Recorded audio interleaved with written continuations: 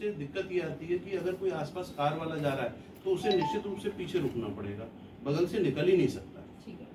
एक तो ये था। किन मुद्दों को लेकर ये ज्ञापन दिया है, आगरे की जनता की कुछ समस्या है, जिनमें से एक है कि जैसे आसपास के क्षेत्र में लोग रह रहे हैं और वो जरा भी रिंग रोड का यूज़ करके कोई शमशाबाद रोड की तरफ जा रहा है, कोई रमाड़ा जा रहा है, तो उसे 40 रुपये का टोल टैक्स भरना पड़ता है, जो कि एक बिल्कुल गलत है। शहर के लोगों के लिए टोल टैक्स बिल्कुल मुफ्त होना चाहिए, एज पर लॉ है। ये भी हम अपने मनगढ़ंत बात नहीं कह रहे। और नितिन गडकरी जी ने जैसा कहा था 60 किलोमीटर के दायरे में कोई नया टोल नहीं लग सकता है, जबकि यहाँ 60 किलोमीटर के दायरे में 3 टोल हैं, जिसमें एक आपका खंदौली टोल है, एक रैनकला हो गया और एक फतेहाबाद वाला टोल हो गया।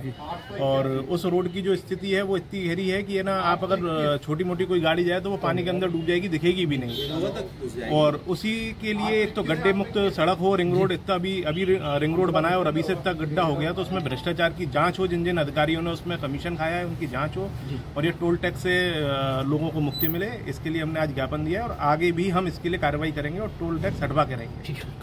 आज हमने एडीएवीसी साहब को आज एक ज्ञापन दिया है, आम आदमी पार्टी महानगर आगरा के नेतृत्व में, दिलीप बंसल जी के नेतृत्व में ये ज्ञापन हमने दिया है, महानगर अध्यक्ष जी के नेतृत्व में। और हमारा ज्ञापन है कि भाई 50-60 किलोमीटर के अंदर 3 टोल लग रहे हैं आज, जिसमें माननीय गडकरी जी ने संसद में, भारत की संसद में खड़े होकर कहा कि 60 किलोमीटर के बाद लगेगा, तो 60 किलोमीटर के अंदर 3 टोल क्यों लग रहे हैं? ये तो खुली लूट हुई।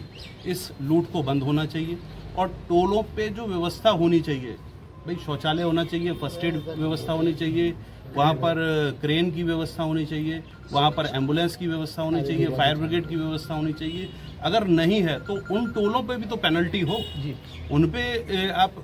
और दूसरा, अगर एडीए की आमदनी प्रभावित होती है, आगरे के टोल को सुंदर बनाए ना, टोल प्लाजा खत्म करके। जब डीएनडी का टोल खत्म हो सकता है तो आगरे का टोल क्यों नहीं खत्म हो सकता है? वहाँ फूड प्लाजा बनाइए, वहाँ बैठने की जगह बनाइए, वहाँ पार्क बनाइए, वहाँ पर ऐसी जगह लगे कि लोगों को लगे कि यहाँ रोककर 10 मिनट देना चाहिए। अगर वो देंगे तो उससे एडीए की आमदनी भी बढ़ेगी। और एडीए की आमदनी को रोकना उद्देश्य नहीं है, लेकिन लोगों की जेब पे पड़ने वाला डाका उसे भी रोकना ये मुख्य उद्देश्य है। दूसरा, सरकार ने एक नियम बनाया है कि किसी टोल प्लाजा के पास में, ये केंद्र सरकार का नियम है, टोल प्लाजा के पास में 20 किलोमीटर रहने वाले का पास बनेगा। वहाँ कोई जाके कहता है तो उसके संग मारपीट करने लगते हैं टोल वाले लोग। इस पे रोक लगनी चाहिए, इसके लिए हम आज यहाँ पर आए हैं।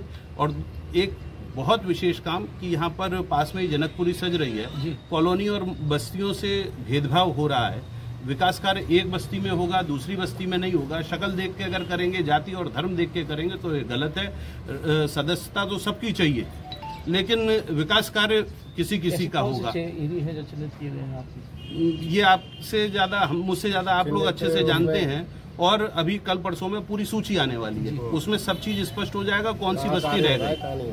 जब अभी से ये भेदभाव हो रहा है तो ये गलत है। राम में होना चाहिए सबका, राम जी ने तो सबके लिए सबका साथ सबका विकास करा था, लेकिन यहाँ पर भेदभाव हो रहा है। हम इस भेदभाव के विरोध में भी इस बात को कहने आए। दो प्रमुख चीजें थी, इस लूट के अगेंस्ट और भेदभाव के अगेंस्ट।